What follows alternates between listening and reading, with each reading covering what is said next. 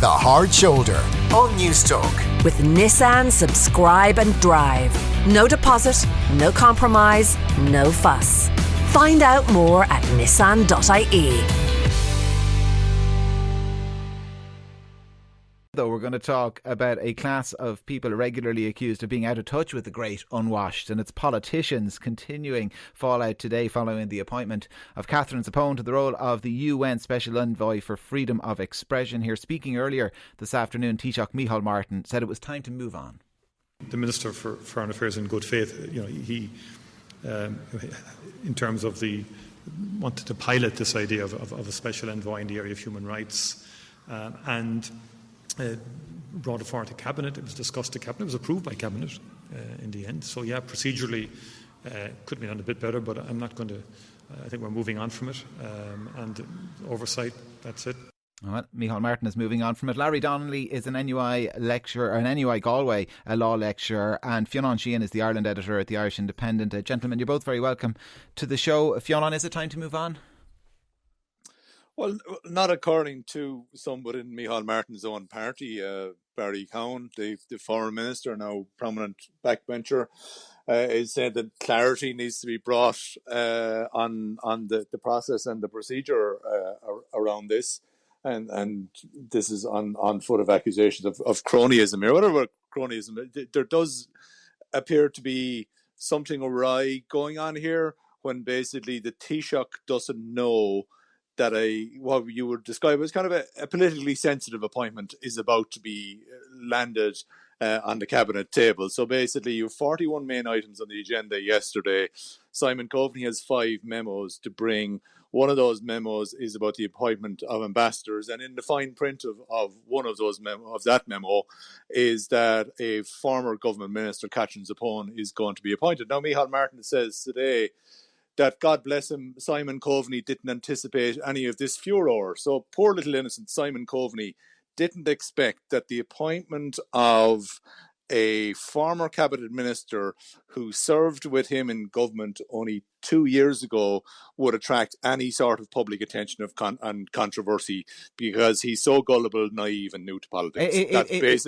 That's basically what we're being asked to believe if we reject that argument outright, which I think most people would, what's your theory as to why this was left off the agenda until so late in the day? Well, it would appear that they weren't quite clear exactly what they were doing here. Obviously, this would appear to have been a late development.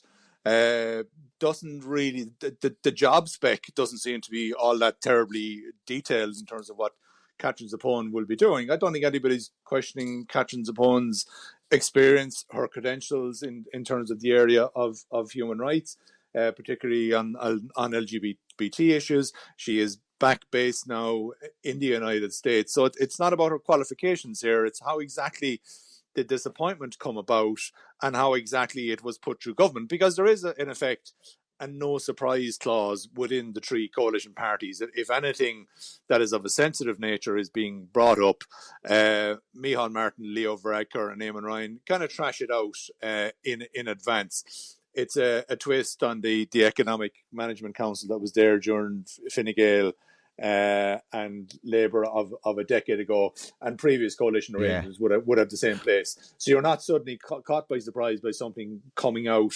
In this case, it's actually Micheál Martin being caught by surprise by something, not just something that's been randomly announced by or said by a minister, but actually a memo that's landing in front of him that his people he doesn't know anything about, and obviously hasn't been cleared with his people. Because you're not just talking about the Taoiseach himself, the Taoiseach Taoiseach and the third party leader. They each have a team of advisors. So normally something will go through some levels. So it would appear a bit of a stroke was pulled here by Fine Gael, and that's why people are wondering now, what's the purpose of the stroke if all this is perfectly above board? Larry Donnelly, the NUI Galway law lecturer, like I said, is with me as well. Larry, do you agree there's plenty of questions that still need to be answered? I'm not so sure. I mean, look, I take Fionnan's points about the optics here and the pressure here and the political fallout that there obviously is. If social media is anything to go by, and I'm not so sure it is, there is something of a political storm created here. Yesterday I made the observations, which again, I made these observations not as a partisan, not as a journalist who needs a story, as somebody who knows Catherine Zappone and likes and respects her, but whose politics are, as I would put it, a country mile to her right. That having been said, again, to underscore the point, she is an exceptionally capable person with a really strong track record on these issues. Her life story is a compelling one, and I think she could make a real difference on this front. And the second point is that if you look at the amount of money involved here, it's very, very small. And I think that given her strengths, we are certainly going to get value for money. And at the end of the day, that should be the real question that's being asked. And to those who say, what's the value? I do think it's important for Ireland to engage in the UN. I do think it can play a role when freedoms are under threat. And I do in particular make the point that on some of these issues, Ireland internationally was perceived as something of a laggard. To see Ireland now front and center and advocating, I think is a very, very but Larry, that argument that it's only 15 grand. I mean, it reminds me of the argument a couple of weeks ago that at the Beacon Hospital it's only 20 vaccines, and the Beacon thing, like, the issue wasn't the amount of vaccines. The issue was that it spoke to the worst inclinations of entitlement in Ireland and privilege. And in this case, does it not speak to the worst inclinations of cronyism?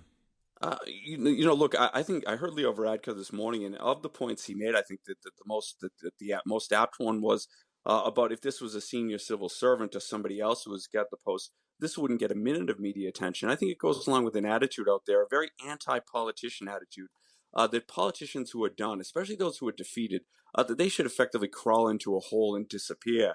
And I fundamentally disagree with that. I think the reality is Catherine Zappone is a skilled person. It's a different role. There's no job spec to be a special envoy.